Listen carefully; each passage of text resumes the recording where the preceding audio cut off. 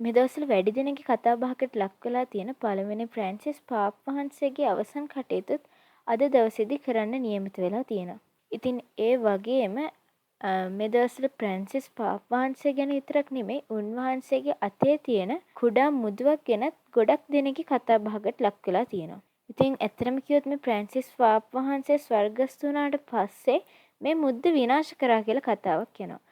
ඉතින් මේ කතාව ඉතින් ෆ්‍රැන්සිස් පාප් වහන්සේ ගැන වගේම මේ මුද්දට මොකද උනේ කියලා හරියටම දැනගන්න මේ වීඩියෝ එකත් එක්ක දිගටම එකතු වෙලා ඉන්න.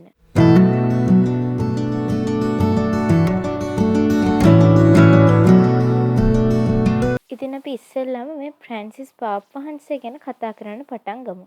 1936 දෙසැම්බර් මාසේ 17 වෙනිදා උපත ලැබූ මේ පළමුවෙනි ෆ්‍රැන්සිස් පාප් වහන්සේගේ බෞතිස්ම නම තමයි ජෝර්ජ් මාරියෝ බර්ගොග්ලියෝ. ඉතින් මේ පළවෙනි ෆ්‍රැන්සිස් පාප් වහන්සේ ඉපදෙන්නේ ආජන්ටිනාවේ පිහිටලා තියෙන බුවනොස් ඒරිස් කියන ප්‍රදේශයේ. ඉතින් දරුවන් 5ක් ඉන්න පවුලක මේ පවුලේ පළවෙනියා විදිහට තමයි මේ පළවෙනි ෆ්‍රැන්සිස් පාප් වහන්සේ මෙලොවට බිහි වෙන්නේ. ඉතින් මේ ෆ්‍රැන්සිස් පාප් වහන්සේ පූජකවරයෙකු වෙන්න කලින් ඒ කියන්නේ දෙව්සත්හලට යන්න කලින් උන්වහන්සේ කෙටි කාලයක් රසායනාගාර තාක්ෂණික ශිල්පියෙක් වගේම රාත්‍රී සමාජ ශාලාවක මුරසේවකයෙක් විදිහට කටයුතු කරලා තියෙනවා. 1969 දී ජේසු නිකායික පූජකවරයෙක් බවට පත්වෙන උන්වහන්සේ 1973 ඉඳලා 1979 වෙනකම් ආජන්ටිනාවේ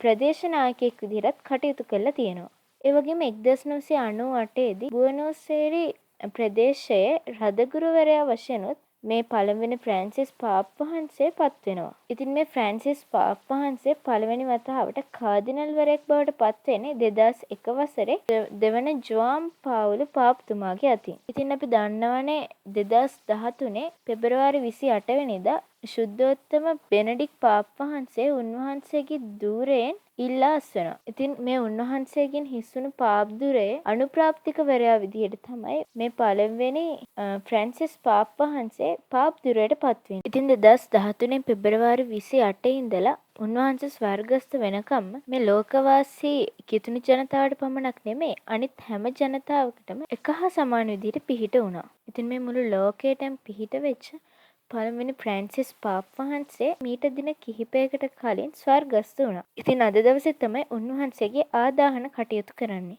ඉතින් දැන් අපි පළවෙනි ෆ්‍රැන්සිස් පාප් වහන්සේ ගැන කතා කරන්නේ. මම අර කලින් කිව්වනේ. ඉතින් පළවෙනි ෆ්‍රැන්සිස් පාප් වහන්සේ ස්වර්ගස්ථ වුණාට පස්සේ උන්වහන්සේගේ මුදුවට දෙයක් සිද්ධ වුණා කියලා.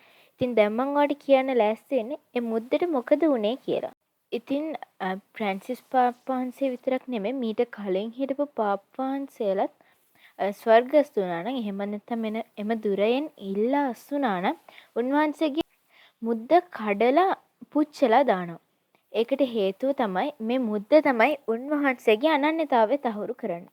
ඉතින් අද අපි සීල් භාවිතා කරනවා වගේ උන්වහන්සේ මේ මුද්දේ තියෙන මුද්‍රාව උන්වහන්සේගේ සීල් එක එහෙම නැත්නම් නිල මුද්‍රාව විදිහට භාවිතා කරනවා. ඉතින් මෙහෙම පාප් වහන්සේ කෙනෙක් ස්වර්ගස්ථ වුණාම මෙතනින් එහාට ඒ මුද්ද ආයෙත් පාවිච්චි කරන්න බෑ. ඒ නිසා තමයි මේක කඩලා විසික් කරලා දාන්නේ. ඉතින් දැන් මම ඔයාලට කිව්වනේ මේ මේ පාප්වරුන් ස්වර්ගස්ථ වුණාම හරි එහෙම නැත්නම් මෙම දුරෙන් ඉල්ලා අස්ුණාට පස්සේ හරි උන්වහන්සේගේ අතේ තිබ්බ මුද්දට මොකද වෙන්නේ කියලා. ඉතින් අපි ඊළඟට කතා කරමු මෙහෙම පාප් වහන්සේ කෙනෙක් ස්වර්ගස්ථ වුණාම හරි ඒ දුරෙන් ඉල්ලා අස්ුණාම හරි කොහොමද ඊළඟ පාප්වරයෙක් තෝරගන්නේ කියලා. ඉතින් පාප්වරයෙක් කියන්නේ ඇත්තටම කිව්වොත් ක්‍රිස්තියානි එහෙම නැත්නම් කතෝලික ජාතිකයන්ට ගොඩක්ම වැදගත් කෙනෙක්. මොකද උන්වහන්සේ තමයි ලොව පුරා තියෙන සියලුම කතෝලික පල්ලිවල නායකයා වෙන්නේ. ඉතින් මේ මුළු කතෝලික හැම පල්ලියකම නායකයා වන මේ පාප් වහන්සේ ජීවත් වෙන්නේ ලෝකේ තියෙන කුඩාම රට වෙච්ච වතිකානුවේ. ඉතින් මේ පාප්වරයෙක් තෝරගද්දී ලොව පුරා ඉන්න කාදිනල්වරු රැස් වෙලා තමයි ඡන්දය පවත්වන්නේ. ඉතින් මේ ඡන්දයට සහභාගී වෙන්න පුළුවන් වයස අවුරුදු 80ට අඩු කාදිනල්වරුන්ට විතරයි. ඉතින් මෙහෙම වයස අවුරුදු 80ට අඩු කාදිනල්වරු 120ක් විතර සම්බන්ධ වෙලා තමයි මේ පාප් වහන්සේ කෙනෙක් තෝරන්නේ. ඉතින් මේ කාදිනල්වරු 120 දෙනාම වතිකානෝ කියන කුඩාම රටේ පිහිටලා තියෙන සිස්ටයින් දේවස්ථානයේදී තමයි මේ රහස් ඡන්දය තියන්නේ. ඉතින් මම ඔයාලට කලින් කිව්වනේ වයස අවුරුදු 80ට අඩු කාදිනවලට විතරයි මේකට සහභාගී වෙන්න පුළුවන් කියලා. ඊළඟ පාප්දුරට තරඟ වදින අයට ඡන්දය ලබා දෙන්නේ කාදිනවරු විසින්මනේ. ඉතින් කොහොම හරි ඊළඟ පාප්වරයා බවට පත්වෙන පුද්ගලයා මේ ලැබෙන ඡන්ද වලින් 3න් 2ක් ලබා ගන්න ඕනේ.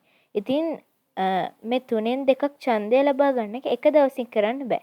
ඉතින් ඒ නිසා මේ සිස්ටයින් දේවස්ථානයේ ඇතුලේ මේක රහසිගත ඡන්දයක් නිසා දොර ජනලත් වහලා තමයි කරන්නේ. ඉතින් අතීතයේදී මේ ඡන්දය ප්‍රකාශ කරන්න වයස අවුරුදු 80ට වැඩි එහෙම නැත්නම් වයස අවුරුදු 80 කාදිනල්වරු ආවහම උන්වහන්සේලා මේ සිස්ටයින් දේවස්ථානය ඇතුළේදීම මිය ගිහිල්ලා තියෙනවා. ඉතින් ඒ හින්දා තමයි වයස අවුරුදු 80ට අඩු අයට විතරක් මේ ඡන්දය දෙන්නේ. ඒ වගේ මේ පාප්දූරයට තරඟ කරන්නත් පුළුවන් වෙන්නේ. ඉතින් මේ රහස් ඡන්දය කාදිනල්වරු අතරමයි පවත්වන්නේ. ඉතින් මේ කාදිනල්වරු සියලු දෙනා එක පුද්ගලයෙකුට මේ ඡන්ද වලින් 3න් 2ක් ලැබෙනකම්ම එක දිගටම ඡන්දය පවත්වනවා. ඉතින් මේ කාදිනල්වරු අතරම පවත්වන මේ ඡන්දය එක එක්කෙනාට ඡන්දය ලබා දෙන්නේ පොඩි ස්ලිප් වල ඒ කාදිනල්වරයාගේ නම ලියලා. ඉතින් හරියටම එක පුද්ගලයෙකුට ඡන්ද 3න් 2ක් එනකම්ම මේ ඡන්දය මෙහෙම එක දිගටම කරගෙන යනවා. ඉතින් මේ සෑම ඡන්දයක් අවසානයේදීම මේ චිට් පුච්චලා දානවා. ඉතින් එහෙම පුච්චන්නේ මේ චිට් එකට තව කිමිකල් එකකුත් එකතු කරලා. ඉතින් බැරි වෙලා හරි ඒ වෙනකනොත් පාප් වහන්සේ කෙනෙක් තෝරගෙන නැත්තම් කළු පාට දුමක් පිට වෙන කෙමිකල් එකක් මේ චිට් වලට මිශ්‍ර කරනවා.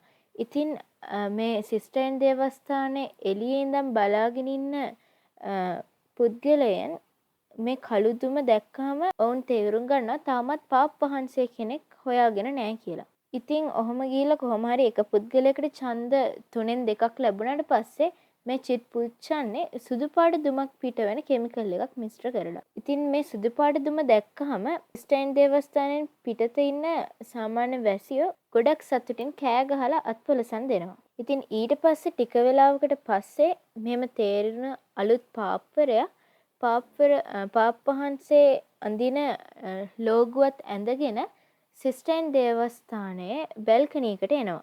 ඉතින් මෙතනදී අලුත් පාප් වහන්සේගේ නම් ප්‍රකාශ කරලා ඉතින් මේ තේරිච්ච අලුත් පාප් වහන්සේට ජනතාව ඔල්වරසන් දෙනවා. ඉතින් මම හිතනවා අද වීඩියෝ එකේදී ඔයාලට පළවෙනි ෆ්‍රැන්සිස් පාප් වහන්සේ ගැන වගේම පාප්වරයෙක්ගේ ස්වර්ගස්ථ වීමකින් හෝ එහෙම නැත්නම් ඉල්ලාස් වීමකින් පස්සේ උන්වහන්සේගේ මුද්දට මොකද වෙන්නේ? ඒ වගේම නව පාප්වරයෙක් තෝරගන්නේ කොහොමද කියලාත් ගොඩක් දේවල් දැනගන්න ලැබෙන්නේ නැති කියලා. ඉතින් ඒ වගේ මේ පාප් වහන්සේලා ගැන ඔයා දන්න දේවල් අපිට කමෙන්ට් එකක් විදියට දාන්න. එහෙනම් අපි අලුත් වීඩියෝ එකකින් ආයෙත් හම්බෙමු.